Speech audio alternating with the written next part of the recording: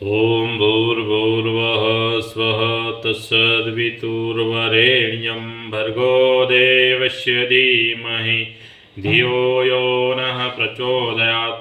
शुचिवो हव्यामरुत् शुचिनां शुचिहीनोद्दं शुचिम्य ऋतेन सत्यमृत shop आयुगुच्छिन्मान् शुचयः पावका। આપણો આંતરિક તથા બહારનું બધું શુદ્ધ થાવ। ધર્મથી કમાયેલા શુદ્ધ ધન દ્વારા પરોપકાર કરો। લાંચ લેવી, જુગાર રમવો, બદમાશી કરવી, અધિકાર વગેરે જૂટવી લીધેલું ધન વગેરે ઘર તથા રાષ્ટ્રને બરબાદ કરી નાખે છે। ધર્મ સંસારનો આધાર છે, જીવન જીવવાની કળા છે। તેને અનુરૂપ આચરણ કરવામાં જ આ માનવ શરીરમાંની સાર્થકતા છે। સંસારની વિષમમાં વિષમ પરિસ્થિતિઓમાં પણ ધર્મ જ મનુષ્યને મદદરૂપ થાય છે। ધર્મ ઉપર જ વિશ્વનો પૂરેપૂરો ભાર છે। જો ધર્મનું આચરણ જ નષ્ટ થઈ જાય તો બધાને પોતાના પ્રાણ બચાવવાની અને બીજાઓને કચડી નાખવાની ચિંતા જ રાત દિવસ રહેશે। સર્વત્ર લૂંટફાટ, મારપીટ, અરાજકતા, અનાચાર તથા અત્યાચારની જ બોલબાલા દેખાશે। સુખ ચેન નષ્ટ થઈ જશે।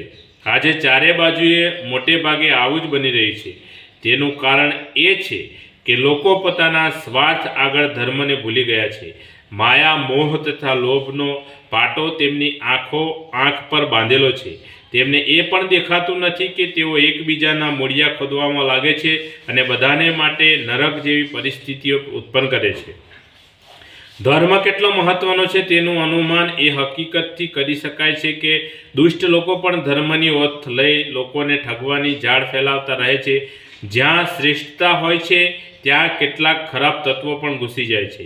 લોકો ધર્મ પાલનને ખૂબ જ મહત્વ આપે છે અને તે માટે દરેક પ્રકારનો ત્યાગ કરવા તથા બલિદાન આપવા માટે તત્પર રહે છે। આવામાં સ્વાર્થપરાયણતા પણ પોતાના મૂળિયા નાખવા મળે છે।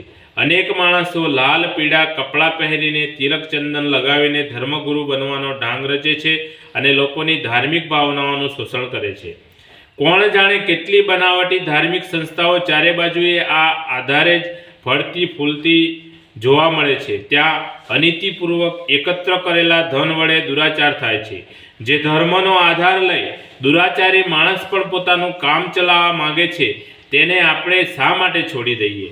મનુષ્ય જીવનની ઇમારતનું નિર્માણ ધર્મના મજબૂત આધાર પર જ થવું જોઈએ। દાન, પુણ્ય, ધાર્મિક કર્મકાંડ વગેરે તો ધર્મના સાધન માત્ર છે। વાસ્તવિક ધર્મ તો કર્તવ્ય પાલન, બીજાઓની સેવા, પરોપકાર, સચ્ચાઈ અને સંયમ જ છે। જે આ તત્વને પોતાના વિચાર તથા આચરણમાં મુખ્ય સ્થાન આપે છે તે જ સાચો ધર્માત્મા છે।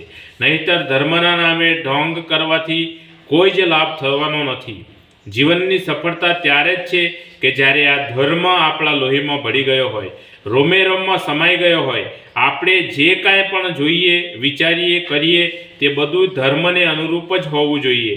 બીજાઓને અધર્મ આચરણ વડે જો લાભ થઈ રહ્યો છે તો તેને જોઈને આપણી દાનત ખરાબ કરવી જોઈએ ન કરવી જોઈએ। કાંટા પર લગાડેલી લોટની ગોટી ખાતા માછલીની જે દશા થાય છે તેવી જ દશા અનીતિથી લાભ ઉઠાવનારાઓની પણ થાય છે। કોઈ પણ બુદ્ધિશાળી અને દૂરદર્શી માણસ આ માર્ગનું અનુકરણ કરવાની મૂર્ખતા ન કરી શકે। ધર્મ અધર્મનો નિર્ણય કરવાની સદબુદ્ધિ આપણામાં છે। અલ્પ બુદ્ધિ અને અભણ લોકોને પણ સદબુદ્ધિનું વરદાન મળેલું છે। તેનો નિષ્પક્ષ અને નિર્ભય થઈને ઉપયોગ કરવો જોઈએ। પોતાની સદબુદ્ધિની મદદથી ઉપયોગી રીત રિવાજો તથા આચરણ નક્કી કરીને તેનું પાલન કરવું એ જ સાચો માનવ ધર્મ છે। બોલીએ સદગુરુ ભગવાનનો જય। આજ કા આનંદનો જય। આદ્ય શક્તિમાં ગાયત્રી માતનો જય। પોતપોતાના માત પિતાનો જય। કુળદેવી માતનો જય। ઓમ ગમ ગણપતે નમઃ। પાર્વતી પતય હર હર મહાદેવ હર।